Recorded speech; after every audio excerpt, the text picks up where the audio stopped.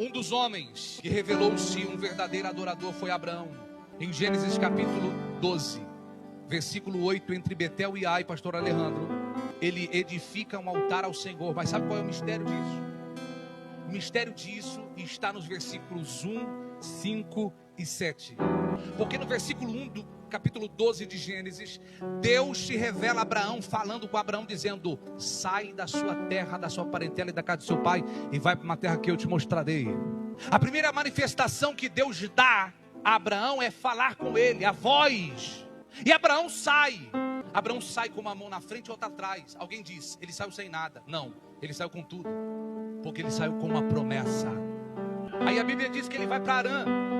E quando ele sai, versículo 5, de Harã, ele sai com os servos comprados e com toda a fazenda adquirida. Ou seja, ele sai sem nada lá, mas agora de Harã, ele sai empresário. Ele sai com funcionários, ele sai com fazendas, porque Deus abençoa todo aquele que obedece à sua direção. Aí ele sai de Harã, ele vai para Siquém. A Bíblia diz no versículo 7 que Deus aparece a Abraão em Siquém. E o que ele faz? Ele edifica um altar e adora ao Senhor. Mas sabe o que é interessante? É que no versículo 8, quando ele está entre Betel e Ai, não tem o que teve no versículo 1. Deus não fala com Abraão. Não tem o que teve no versículo 5. Deus não abençoa, prosperando a vida de Abraão. E nem tampouco não tem o que teve no versículo 7. Deus não aparece para Abraão. Mas sabe o que é interessante? Que por mais que não teve de Deus para Abraão entre Betel e Ai, tem de Abraão para com Deus. Deus não fala, Abraão edifica um altar. Deus não abençoa, ele edifica um altar.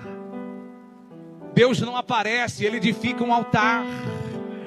Porque adorador adora a Deus por aquilo que ele é e não por aquilo que ele pode fazer. Sabe o que Abraão está dizendo para nós nessa noite? Se Deus fizer, ele é Deus. Mas se ele não fizer, ele é Deus do mesmo jeito. Se Deus falar, eu tenho altar para ele. Mas se ele não falar, eu tenho altar para ele do mesmo jeito. Se ele entrar em casa, eu adoro. Se ele não entrar, o meu altar está de pé. Se ele curar, o meu altar está de pé.